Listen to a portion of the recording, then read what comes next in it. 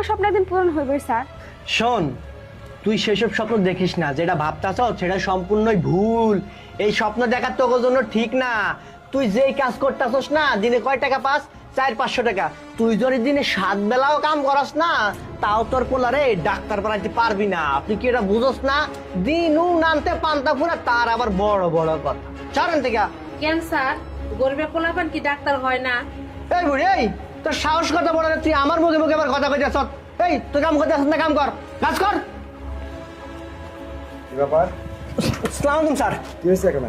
আসলে হয়েছে কি স্যার, এটা হচ্ছে পিয়ার পোলা। পিয়াই ওর পোলারে বিল্ডিং এ নিয়ে আইছে, কাজ করে করে আর ফাঁকে ফাঁকে ওরে পড়াশোনা শিখায়। তা আমি এটাই কইছি যে পিয়া, তোর মতো ফকিন্নির পোলা পাইন পড়াশোনা করতে পারবো না, অযথা সময় নষ্ট না করে পয়েন্টে নিয়ে এসে কাজে লাগাই দিলে তাও 200-400 টাকা পাইবো।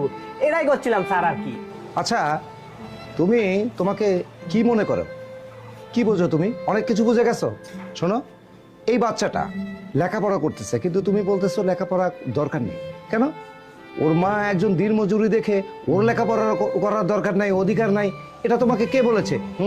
বাংলাদেশের প্রত্যেকটা প্রত্যন্ত অঞ্চল থেকে এরকম গরিব যারা মানুষ আছে, তাদের ঘর থেকে মেধাবী ছাত্র বের হয়, তারাই আগামী প্রজন্মের ভবিষ্যৎ হয়। তোমার হয়তো জানা নেই, কিন্তু তোমার মতো যারা ধন্যাঢ্য ব্যক্তি, আমার মতো যারা ধন্যাঢ্য ব্যক্তি না, তাদের ঘর থেকে যে বাচ্চাগুলো বের হয় না, তারা কখনো মেধাবী হয় না, যদিও হয় 2-1টা।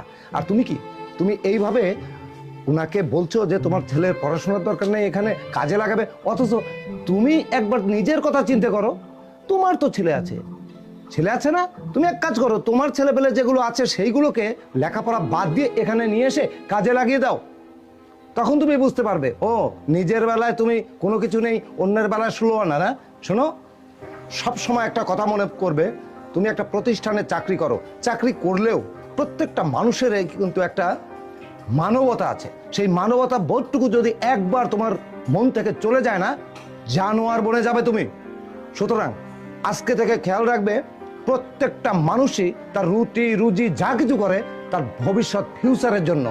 সে এখানে কাজ করছে, তার বাচ্চাকে পড়াশোনা করাচ্ছে, সে চাচ্ছে যে আমার ভবিষ্যতে কখনো যেন আমাকে যা করতে হচ্ছে, যে আমার বাচ্চাকে তা না করতে হয়। এই প্রচেষ্টায় সে কিন্তু করে যাচ্ছে। অথচ তুমি কি করতেছ? তারা এই আশার দুয়ারে কি ছাই ছেটাচ্ছ না?